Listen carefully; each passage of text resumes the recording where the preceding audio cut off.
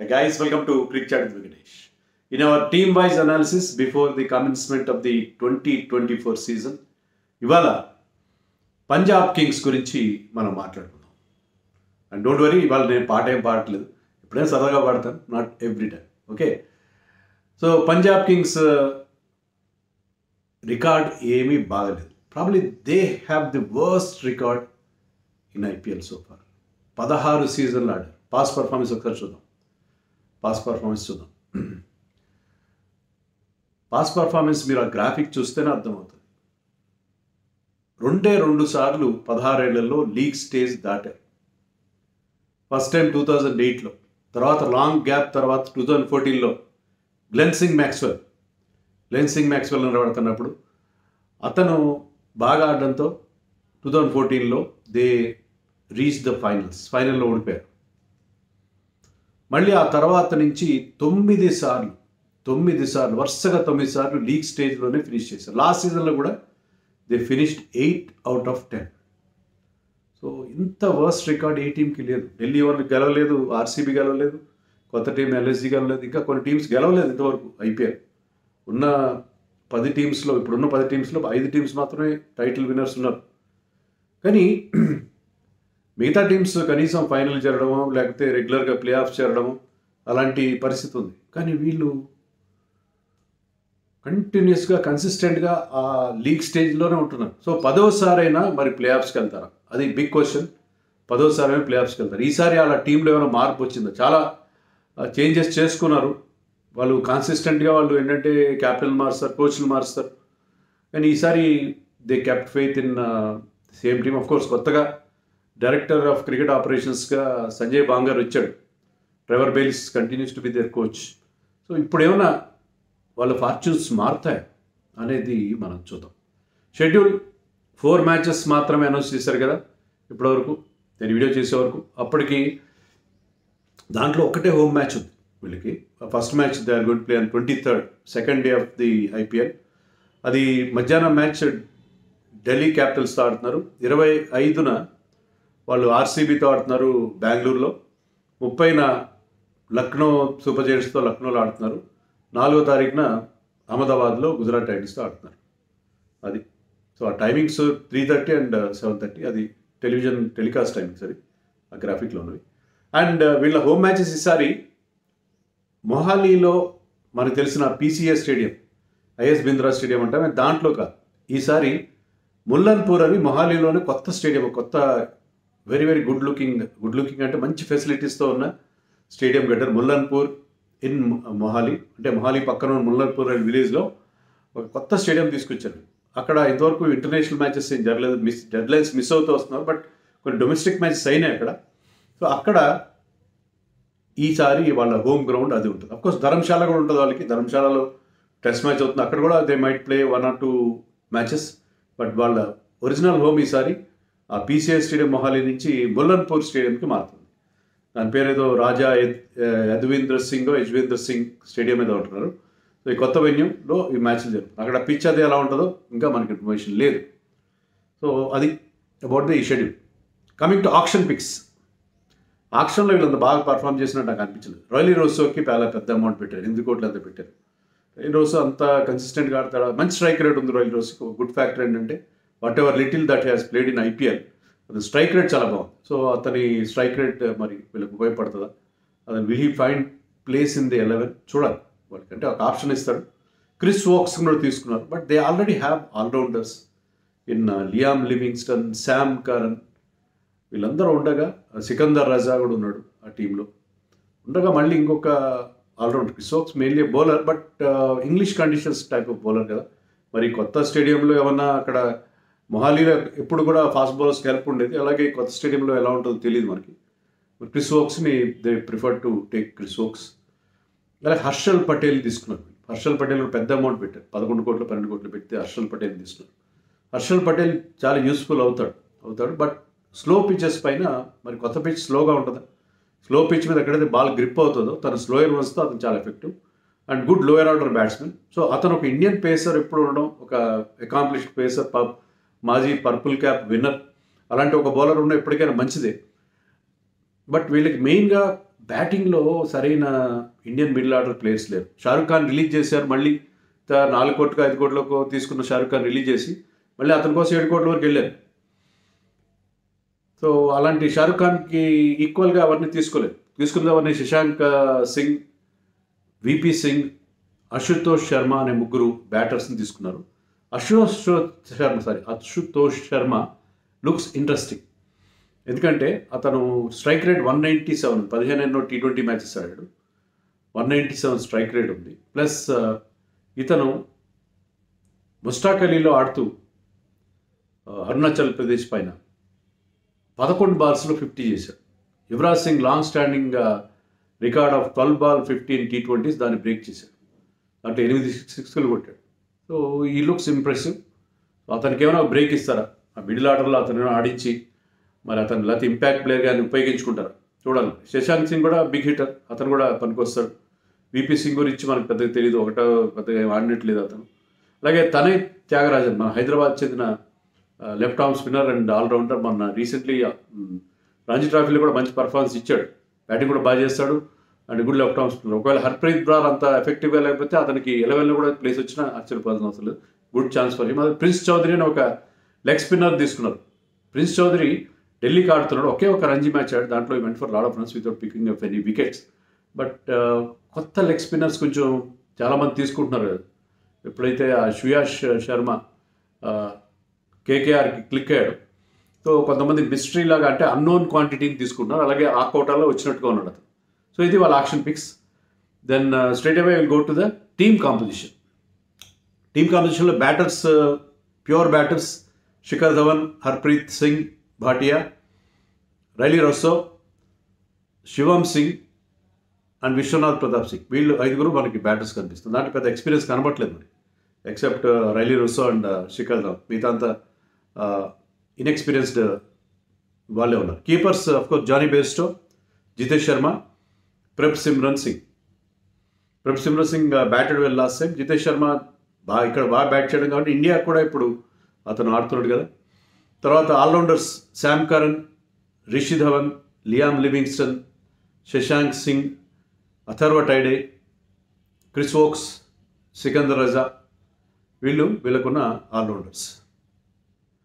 ఇక pace bowlers of course Tanay Thyagarajan కూడా అక్కడ యాడ్ చేయాలి. Tanay Thyagarajan. Pace bowlers KG, Kagiso Rabada, Arshdeep Singh, Nathan Ellis, Harshal Patel, Vidwath, Kaverappa. Spin Rahul Chahar, Harpreet Brar, Prince Choudhary. ఇది వీళ్ళ టీమ్ కాంపోజిషన్. ఆల్రౌండర్స్ ఎక్కువగా ఉన్నారు, అది వీళ్ళకున్న అడ్వాంటేజ్గా మనం చెప్పుకోవాలి. కీపింగ్లో కూడా చాలా ఆప్షన్స్ ఉన్నాయి వాళ్ళకి. అండ్ పేస్ బౌలింగ్లో they have what very good lineup of good pace bowlers వాళ్ళకి కనిపిస్తున్నారు. దాంట్లో లెఫ్ట్ ఆర్మ్ వెరైటీ కూడా ఉంది విత్ హర్షదీప్. ఇక వీళ్ళ టీంకి ఎక్స్ ఫ్యాక్టర్ ఎవరు? ఎక్స్ ఫ్యాక్టర్ చెప్పడం కొంచెం కష్టంగా ఉంది. I'm going with Shikhar Dhawan. ఎందుకంటే లాస్ట్ టైం మనం చూసాం సన్ రైజర్స్ పైన కూడా ఒక అద్భుతమైన ఇన్నింగ్స్ ఆడాడు, 99 ఐ థింక్ ఈ స్కోర్. సో టీమ్ ట్రబుల్లో ఉన్నా సరే ఆల్మోస్ట్ సింగిల్ హ్యాండ్గా గెలిపించగల ఎబిలిటీ ఉన్న ప్లేయర్.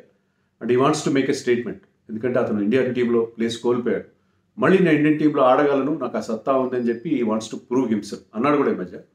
మళ్ళీ wants to win back my place in the Indian team. So ఆ రకంగా తీసుకున్న, అంటే పర్సనల్ లెవెల్ తీసుకున్న ఈ యంగ్ టీంని నడిపించాల్సిన అతను ఇండియాకి క్యాప్టెన్గా ఉన్నప్పుడు కూడా మనం చూసాం ఏంటంటే యంగ్స్టర్స్ని బాగా ఎంకరేజ్ చేస్తాడు. సో చాలామంది ఇన్ఎక్స్పీరియన్స్ పీపుల్ ఉన్నారు ఈ టీంలో. సో తన లీడర్షిప్తో కానీ తన బ్యాటింగ్తో కానీ టీంని ఇన్స్పైర్ చేయగలడు, ఎక్స్ ఫ్యాక్టర్గా ఉంటాడు అనుకోండి. యాక్చువల్గా మిగతా టీంలో మనం easy to pick an X factor, ఈ టీంలో కొంచెం కష్టంగా ఉంది. అది ఈ టీంతో వచ్చిన ప్రాబ్లం కూడా మనం చెప్పుకోవచ్చు. ఇక వీళ్ళ లైక్లీ 11 ఎలా ఉంటుంది? లైక్లీ 11 ధవన్ ఐ థింక్ వీళ్ళు ఓపెన్ విత్ బేస్టో లాస్ట్ సీజన్లో ఇంజరీ వల్ల అతను లేకపోవడంతో ప్రభ్ సిమ్రన్ ఓపెన్ చేశాడు. But Bairstow I think the right man power play restrictions use చేసుకోవడానికి, because he such a big hitter. And Prabhsimran might bat at number 3. 4లో inexperience తప్పదు, ఎందుకంటే సరైన ఒక గన్ బ్యాటర్ లేడు వీళ్ళకి. Atharva Taide he has got good strike rate. ఆడిన 5-6 మ్యాచ్లో ఎక్కువ రన్స్ చేయకపోయినా మంచి స్ట్రైక్ రేట్తో రన్స్ చేశాడు టైడే.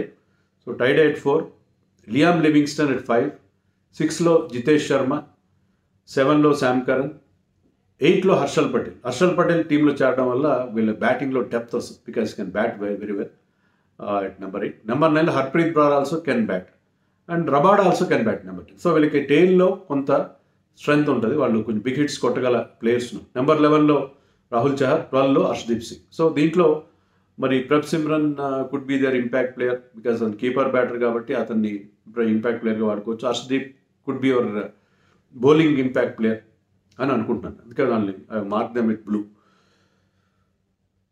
ఇక వీళ్ళ గేమ్ ప్లాన్ ఎలా ఉండాలి? వీళ్ళ గేమ్ ప్లాన్ నా దృష్టిలో వీళ్ళు శామ్ కరన్ని బాగా యూజ్ చేసుకోవాలి. Last year had a decent IPL, గొప్పగా లేదు అతను, ఇటీవల కాలంలో అంత గొప్ప ఫామ్లో లేడు, ఒప్పుకుంటాను నేను. ఆ పొటెన్షియల్ ఉంది అతను, యంగ్స్టర్ అతను. You can bowl at any phase of the match, new బాల్తో కానీ, డెత్లో కానీ, మిడిల్ ఓవర్స్లో కానీ ఎక్కడైనా బౌలింగ్ వేయగలడు. సో అతనికి ఒక ఇంపార్టెన్స్ ఇచ్చి ఒక మంచి ఆల్రౌండ్ ఎబిలిటీ ఉన్న యంగ్స్టర్ అతను మీరు చాలా పెద్ద అమౌంట్ తీసుకున్నారు. సో ఆ ప్రైస్ ట్యాగ్ ప్రెషర్ వల్ల కూడా అతను అంత బాగా పర్ఫామ్ చేసి ఉండకపోవచ్చు. And while turning out for Chennai he did really well in one particular season. So అతనికి ఆ ఎబిలిటీ ఉంది కాబట్టి మీరు అతని మీద ఎక్కువ అతనికి ఒక assign him specific rule and you bat him up the order. Left hander ఎందుకంటే మీకు లెఫ్ట్ హ్యాండర్స్ ఎవరున్నారు? తక్కువే ఉన్నారు మీకు లెఫ్ట్ హ్యాండర్స్. స్టార్టింగ్లో శిఖర్ ధవన్ ఉన్నాడు, ఇంకా డౌన్ ది ఆర్డర్ వస్తేనే మీకు లెఫ్ట్ హ్యాండర్స్ ఉన్నారు. సో మీకు లెఫ్ట్ హ్యాండర్ పనికొస్తాడు కాబట్టి మీరు ఖచ్చితంగా అతనికి కొద్దిగా ముందు అతని బ్యాటింగ్ పంపిస్తే చాలా బాగుంటుంది. అతను ఈ can bat even I think once in Chennai even open the batting, open చేయించుకొని అడగట్లేదు, అతని బ్యాటింగ్ ఎబిలిటీని కూడా ఉపయోగించుకోండి. బ్యాటింగ్ ఎబిలిటీ కూడా ఉపయోగించుకుంటే టీంకి చాలా బాగా రాగల ప్లేయర్గా చెప్తాను. సికందర్ రజా కూడా చాలా చాలా ఏమంటారు అన్యూటిలైజ్డ్ అండ్ ఈజ్ ఇప్పుడు Liam Livingstone he didn't have a great one day world cup. ఇండియాలో పెద్దగా అతను బయట కొన్ని బిగ్ హిట్స్ కొట్టి ఉండొచ్చు, లెగ్ స్పిన్ ఆఫ్ స్పిన్ అన్నీ వేస్తాడు, useful cricketer, good fielder also, అంత బాగానే ఉంది. కానీ ఐపీఎల్లో we have not seen great success with him. He has got the talent, ability, మంచి పవర్ హిట్టింగ్ ఎబిలిటీ ఉన్నది కరెక్టే. కానీ అతనికంటే కొన్ని సందర్భాల్లో Sikandar Raza can offer you more consistency. బ్యాటింగ్లో కూడా కన్సిస్టెంట్గా బ్యాటింగ్ చేయగలడు, బిగ్ హిట్స్ కూడా కొట్టగలడు అతను. బౌలింగ్ కూడా సునీల్ నారాయణ టైప్లో కొంత మిస్టరీ బౌలింగ్ కూడా చేయగలడు. So he could be of greater value if Liam Livingstone start చేయండి. But if is not looking for 2-3 matches you replace him with Sikandar Raza. Sikandar Raza can offer you better results, can give you better results than Liam Livingstone if is not perform. Liam Livingstone గారికి perform చేస్తే చాలా ఎఫెక్టివ్గా ఉంటుంది. కానీ మనం one day world కప్లో చూసాం ఇంగ్లాండ్కి అతను ఏమాత్రం సరిగ్గా ఆడలేదు, ఇండియన్ పిచెస్ మీద స్ట్రగ్లింగ్. ఈవెన్ ఐపీఎల్లో కూడా పెద్ద గొప్పగా అతను ఆడకపోవడం అనేది మనం చూసాం. సో సికందర్ రజాని కూడా యూజ్ చేస్తాం. అలాగే వీళ్ళ దగ్గర నేథన్ ఎల్లిస్ అంటే నాకు చాలా ఇష్టం. Nathan Ellis is not very tall, he's got pace but he's got good variations. So Indian pitches మీద టర్నింగ్ అవుట్ ఫర్ ఆస్ట్రేలియా చాలా స్లోయర్ రన్స్ చాలా బాగా వేస్తాడు. ఇండియన్ పిచెస్ మీద చాలా ఎఫెక్టివ్గా బౌలింగ్ చేస్తాడు. బట్ కగిసో రబాడా ఉండగా అతను 11లో బ్రేక్ అవ్వడం కష్టం. కానీ రబాడాని if you want to manage his workload, don't go for Chris Woakes. Chris Woakes is అంత ఎఫెక్టివ్ కాదు ఇండియన్ పిచెస్ మీద. Go for Nathan Ellis. Nathan Ellis can offer you more డెఫినెట్గా. అతను చాలా ఎఫెక్టివ్గా ఉంటాడు. మీకు ఏంటంటే క్రిస్ వోక్స్ ఉన్న ఇంటర్నేషనల్ స్టాండింగ్, అతని ఎక్స్పీరియన్స్తో అతని కోసం వెళ్ళే పరిస్థితి ఉంటుంది. Trevor Bayliss has work with him when he was coach for England.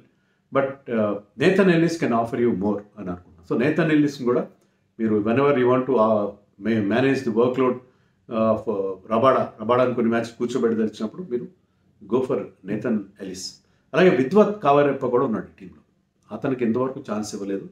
Very effective. డొమెస్టిక్లో ప్రతిసారి కూడా అంత కన్సిస్టెంట్గా పర్ఫామ్ చేస్తాడు అక్రాస్ ఫార్మాట్స్.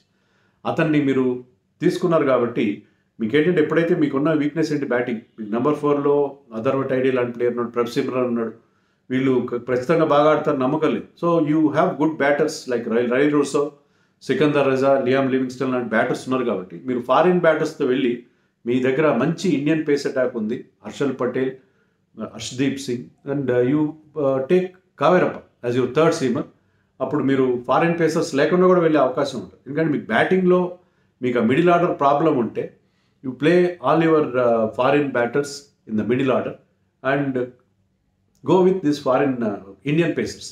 సో ఆ రకమైన ఒక కాంబినేషన్తో కూడా వెళ్ళే అవకాశం వీళ్ళకు ఉంటుంది. ఎందుకంటే batting has to be is their main problem. Middle order batting వాళ్ళ మెయిన్ ప్రాబ్లం.